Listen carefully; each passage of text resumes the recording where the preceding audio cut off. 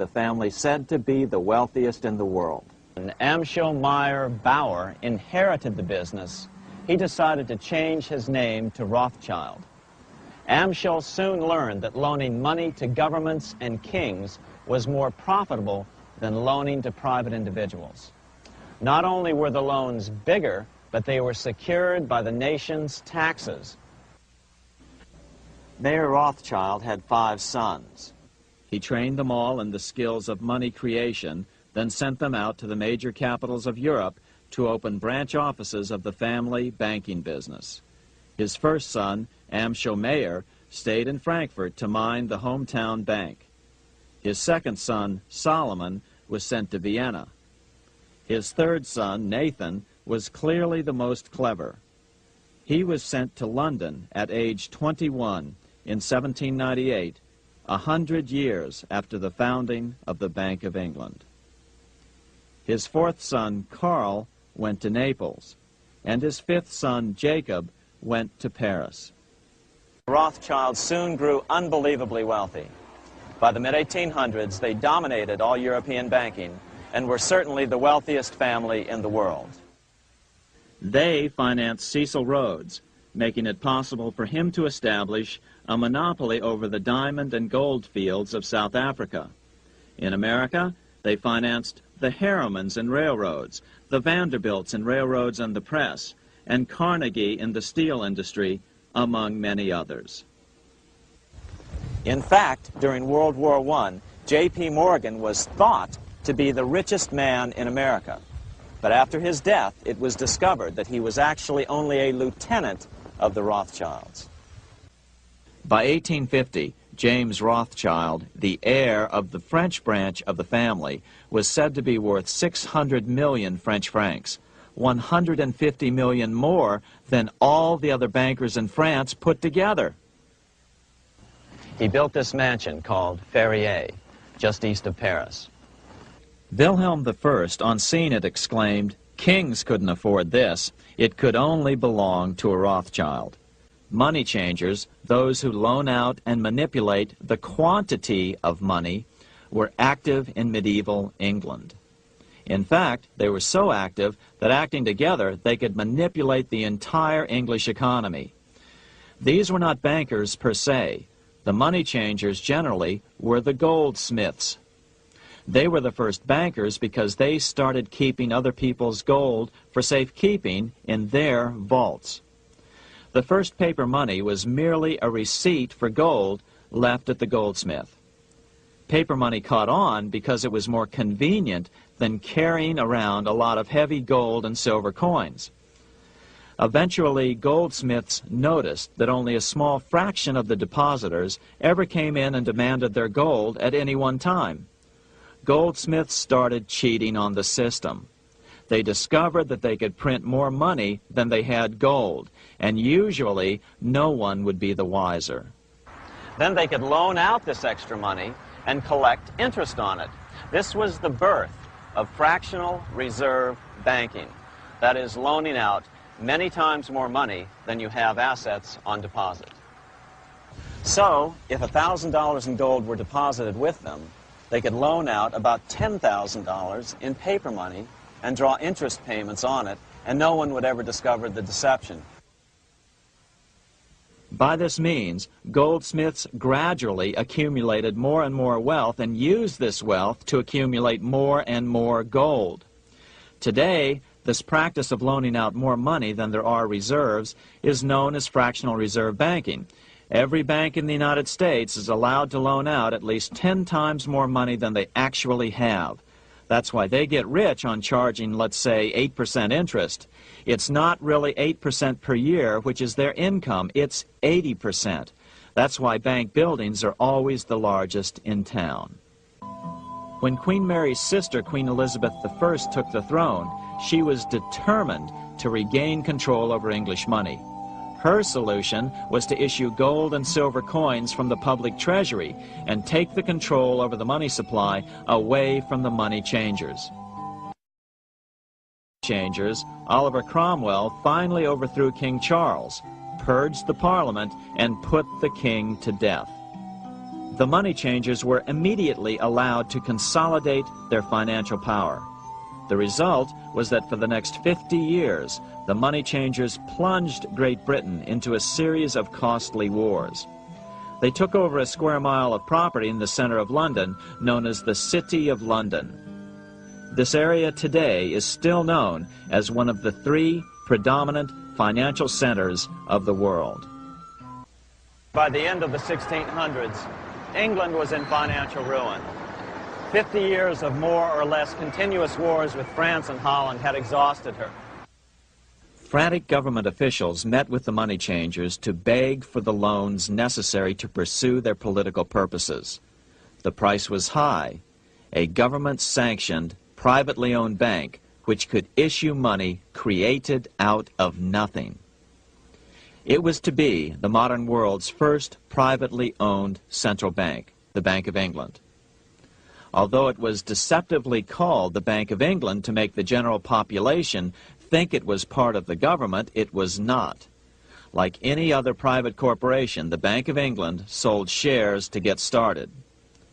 The investors, whose names were never revealed, were supposed to put up £1.25 million British pounds in gold coin to buy their shares in the bank. The bank was duly chartered in 1694 and started out in the business of loaning out several times the money it supposedly had in reserves, all at interest. In exchange, the new bank would loan British politicians as much of the new currency as they wanted, as long as they secured the debt by direct taxation of the British people. So, legalization of the Bank of England amounted to nothing less than legal counterfeiting of a national currency for private gain. Unfortunately, nearly every nation now has a privately controlled central bank using the Bank of England as the basic model. Such is the power of these central banks that they soon take total control over a nation's economy. It soon amounts to nothing but a plutocracy ruled by the rich. The central bank scam is really a hidden tax. The nation sells bonds to the central bank to pay for things it does not have the political will to raise taxes to pay for. But the bonds are purchased with money the central bank creates out of nothing. More money in circulation makes your money worth less. The government gets as much money as it needs, and the people pay for it in inflation. The beauty of the plan is that not one person in 1,000 can figure it out because it's usually hidden behind complex-sounding economics gibberish. In 1790, less than 3 years after the Constitution had been signed, the money changers struck again. The newly appointed first Secretary of the Treasury, Alexander Hamilton, proposed a bill to the Congress calling for a new, privately owned central bank. Coincidentally, that was the very year that Amschel Rothschild made his pronouncement from his flagship bank in Frankfurt. Let me issue and control a nation's money, and I care not who writes the laws. After a year of intense debate, in 1791, Congress passed the bill and gave it a 20-year charter. The new bank was to be called the First Bank of the United States, or BUS. The bank was given a monopoly on printing U.S. currency, even though 80% of its stock would be held by private investors. The other 20% would be purchased by the U.S. government. Like the Bank of England, the name of the Bank of the United States was deliberately chosen to hide the fact that it was privately controlled. And like the Bank of England, the names of the investors in the bank were never revealed. Many years later, it was a common saying that the Rothschilds were the power behind the old Bank of the United States.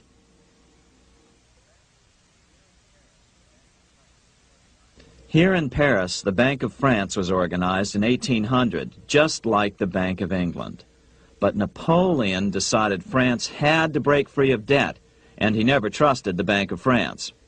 He declared that when a government is dependent upon bankers for money, the bankers, not the leaders of the government, are in control.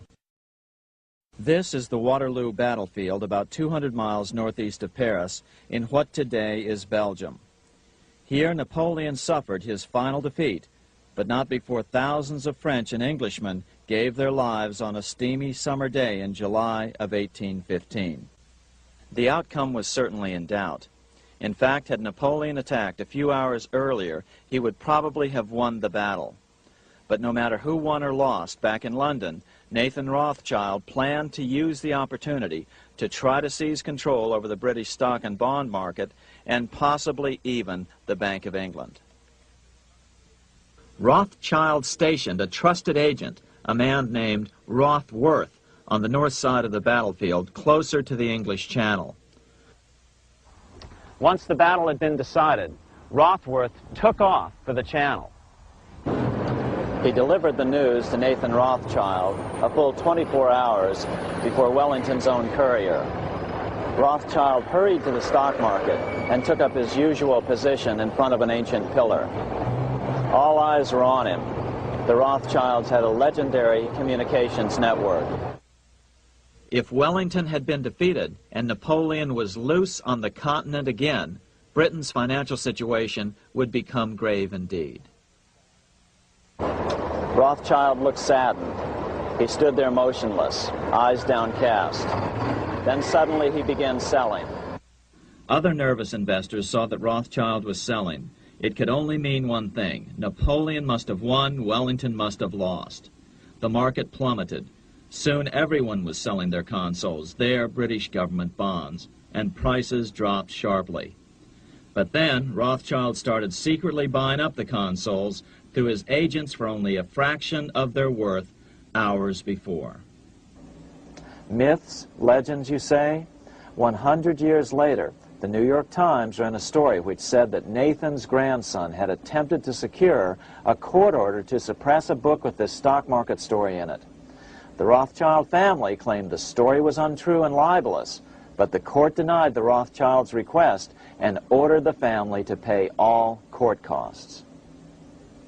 What's even more interesting about this story is that some authors claim that the day after the Battle of Waterloo, in a matter of hours, Nathan Rothschild came to dominate not only the bond market, but the Bank of England as well.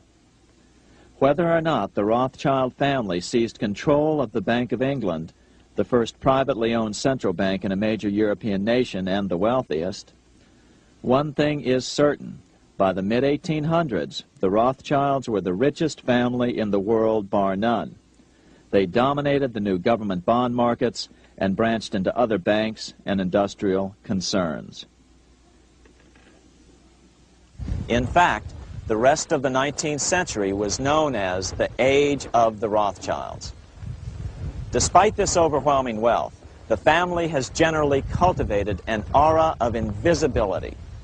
Although the family controls scores of industrial, commercial, mining, and tourist corporations, only a handful bear the Rothschild name. By the end of the 19th century, one expert estimated that the Rothschild family controlled half the wealth of the world. Whatever the extent of their vast wealth, it is reasonable to assume that their percentage of the world's wealth has increased since then.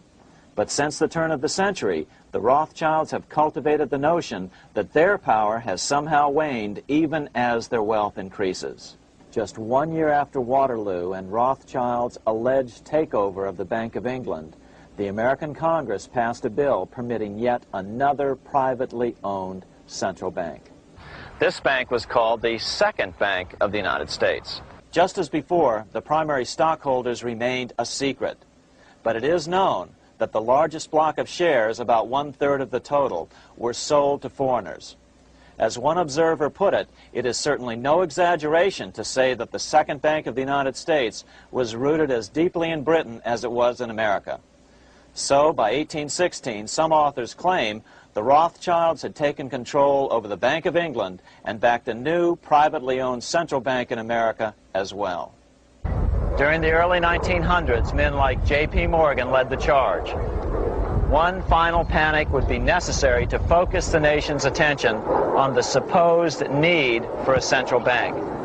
The rationale was that only a central bank can prevent bank failures. Morgan was clearly the most powerful banker in America. and a suspected agent for the Rothschilds. Morgan had helped finance John D. Rockefeller's Standard Oil empire. He had also helped finance the monopolies of Edward Harriman in railroads, of Andrew Carnegie in steel, and of others in numerous industries.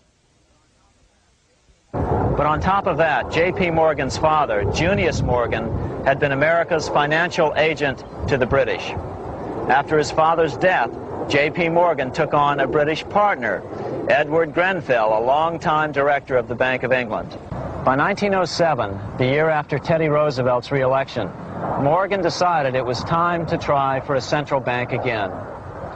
Using their combined financial muscle, Morgan and his friends were secretly able to crash the stock market. Thousands of small banks were vastly overextended. Some had reserves of less than 1% thanks to the fractional reserve principle.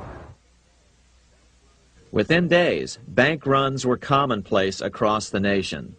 Now Morgan stepped into the public arena and offered to prop up the faltering American economy by supporting failing banks with money he manufactured out of nothing.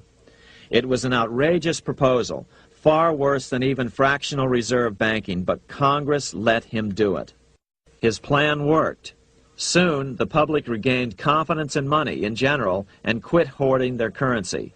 But as a result, banking power was further consolidated into the hands of a few large banks. By 1908, the panic was over, and Morgan was hailed as a hero by the president of Princeton University, a man by the name of Woodrow Wilson. The money changers had been able to create a series of booms and busts. The purpose was not only to fleece the American public of their property, but to later claim that the banking system was basically so unstable that it had to be consolidated into a central bank once again.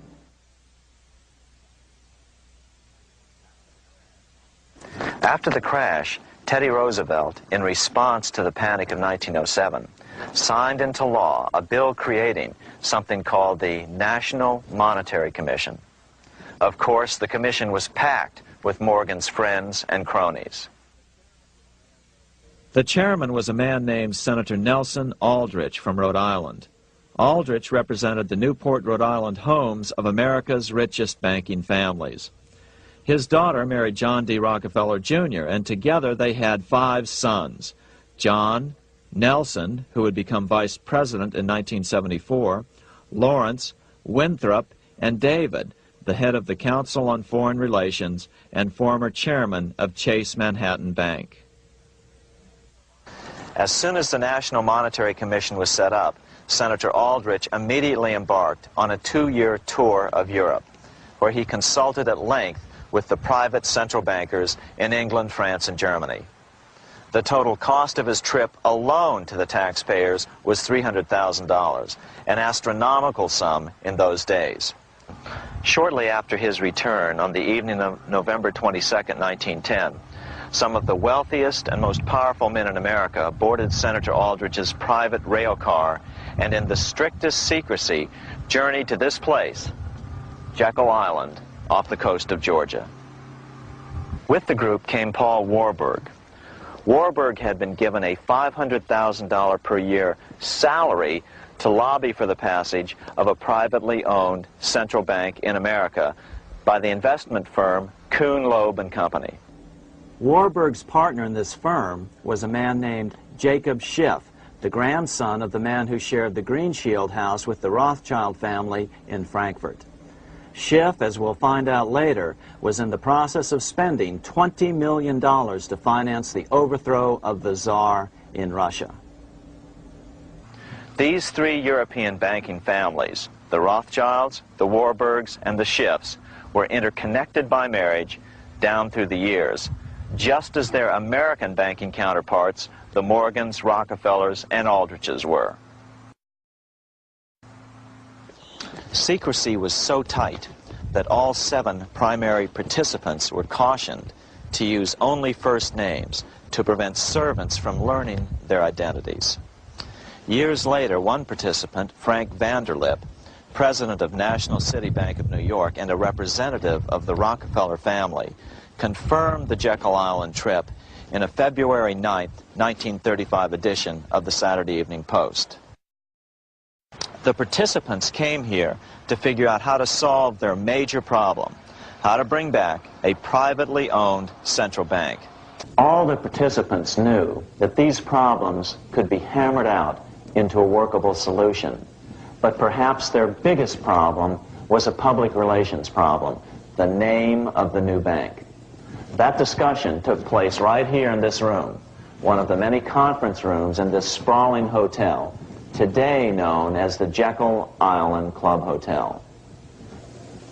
Aldrich believed that the word bank should not even appear in the name. Warburg wanted to call the legislation the National Reserve Bill or the Federal Reserve Bill. The idea here was to give the impression that the purpose of the new central bank was to stop bank runs, but also to conceal its monopoly character. After 9 days at Jekyll Island, the group dispersed. The new central bank would be very similar to the old Bank of the United States. It would be given a monopoly over U.S. currency and create that money out of nothing. Like the pharaohs of ancient Egypt who built their empire with the help of a grand vizier, Queen Elizabeth II also has a grand vizier, serves as her most trusted advisor. His name is Lord Evelyn Rothschild, and he is the second wealthiest and most powerful person on earth. He is also Lord of the world's financial capital, the city-state of London. Lord Rothschild and his ring of power hide their identities behind 13 city council members who stand in as their representatives. On November 30th, 2000, Lord Rothschild, now in his 70s, got married in London to a wealthy Zionist businesswoman named Lynn Forrester. The couple then jetted to Washington and spent their wedding night in the White House. Just how rich and powerful is Lord Evelyn Rothschild? Historically, the Rothschild family wealth was hidden in underground vaults. The Rothschild secret financial records were never audited and never accounted for. Their family commissioned biographies give the illusion that their family fortune has dwindled, but researchers estimate their wealth at close to $500 trillion, more than half the wealth of the entire world.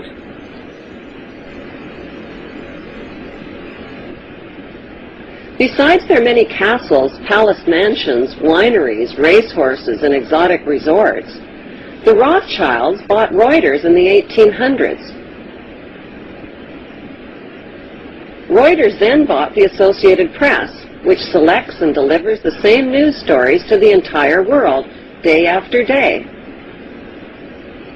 They have controlling interest in 3 major television networks and easily avoid media attention since they own it. Until recently, they owned and operated England's Royal Mint and continue to be the gold agent for the Bank of England, which they also direct. They control the LBMA, London Bullion Market Association, where 30 to 42 million ounces of gold worth over $11 billion are traded daily. The Rothschilds earn millions weekly just on transaction fees alone. They also fix the world price of gold on a daily basis and profit from its ups and downs. Over the centuries, the Rothschilds have amassed trillions of dollars worth of gold bullion in their subterranean vaults and have cornered the world's gold supply. They own controlling interest in the world's largest oil company, Royal Dutch Shell. They operate phony charities and offshore banking services where the wealth of the black nobility and the Vatican is hidden in secret accounts at Rothschild Swiss banks, trusts, and holding companies. How did Evelyn Rothschild become the filthy rich Grand Vizier to Queen Elizabeth II and godfather of the black nobility? By birth, Evelyn Rothschild is the great-great-great-grandson of Mayor Rothschild and is passing the godfathership down to David de Rothschild. Although Evelyn Rothschild looks like a harmless gray-haired old man, make no mistake about it, Rothschild and his ancestors have handpicked presidents, crashed stock markets, bankrupted nations, orchestrated wars, and sponsored the mass murder and impoverishment of millions. The wealth hoarded by this one family alone could feed, clothe, and shelter every human being on earth.